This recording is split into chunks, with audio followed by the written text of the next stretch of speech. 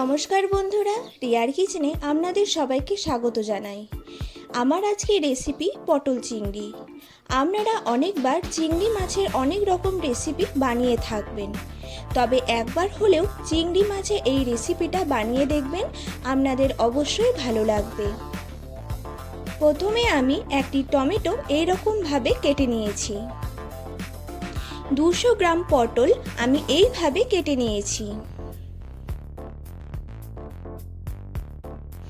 আর দুটি বড় মাপের আলু ঠিক এই রকম সাইজে কেটেছি।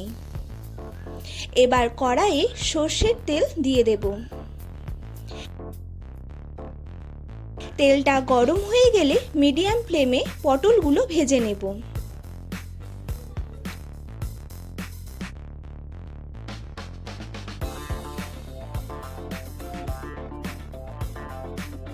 পটলগুলো ভাজার সময় খুব সামান্য হলুদ এখানে দিয়ে দেব।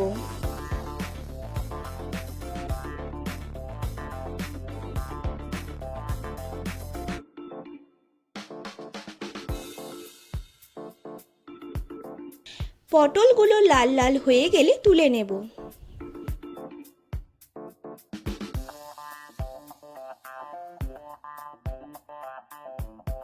এবার ওই তেলের মধ্যেই আলুগুলো ভেজে নেব।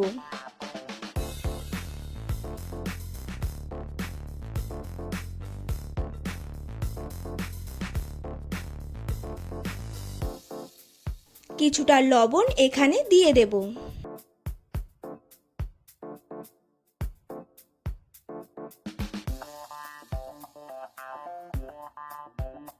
আলুগুলো ভাজা হয়ে গেলে তুলে নেব।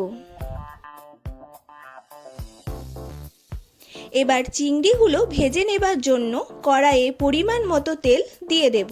গরম তেলের ওপর 1/3 টেবিল চামচ লবণ ও হলুদ দিয়ে দেব। এবার চিংড়িগুলো দিয়ে দেব।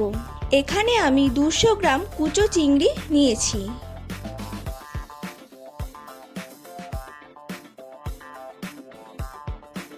চিংড়িগুলো ভালোভাবে ভাজা হয়ে গেলে একটা পাত্রে নামিয়ে নেব।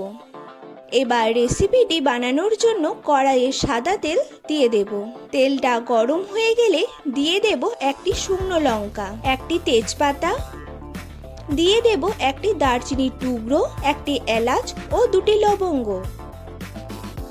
এবার 1 চিমটির মতো গোটা জিরে দিয়ে দেব।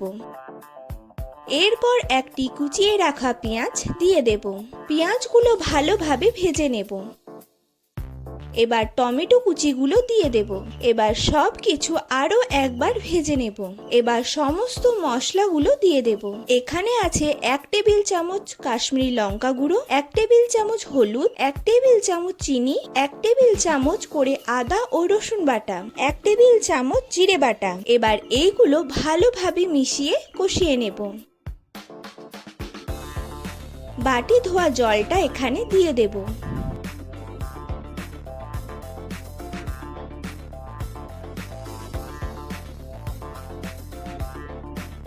এবার সমগ্র মশলা থেকে যখন তেল ছেড়ে দেবে, ঠিক তখন ভেজে রাখা পটল ও আলুগুলো দিয়ে দেব।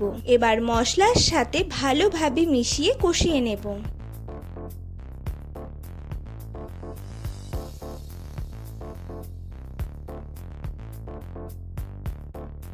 কষানো হয়ে গেলে পরিমাণ মতো জল দিয়ে সিদ্ধ করে নেব।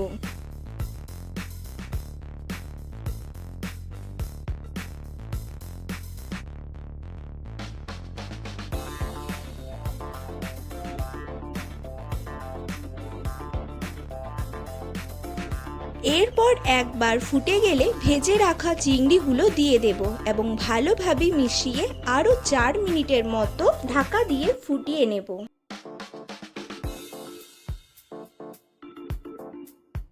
ভালোভাবে ফোটানো হয়ে গেলে এখানে স্বাদ মতো লবণ দিয়ে দেব।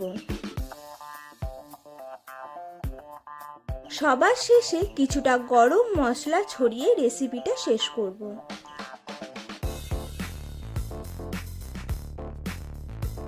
এই রকম পটল চিংড়ি গরম ভাতের সাথে দারুণ লাগে। রেসিপিটি আপনাদের কেমন লাগলো কমেন্টে জানাতে ভুলবেন না। রেসিপিটি ভালো লেগে থাকলে লাইক করে দেবেন এবং বন্ধুদের সাথে শেয়ার করবেন। আর এই রকম নতুন নতুন রেসিপি পেতে আমার চ্যানেলটিকে সাবস্ক্রাইব করে পাশে থাকা অল নোটিফিকেশন বেলটি বাজিয়ে দেবেন, যাতে আমার বানানো প্রতিটি রেসিপির ভিডিও সবার আগে আপনার কাছে পৌঁছে যায়। আবার দেখা হবে অন্য একটি নতুন রেসিপির সাথে। ভালো থাকবেন, সুস্থ থাকবেন।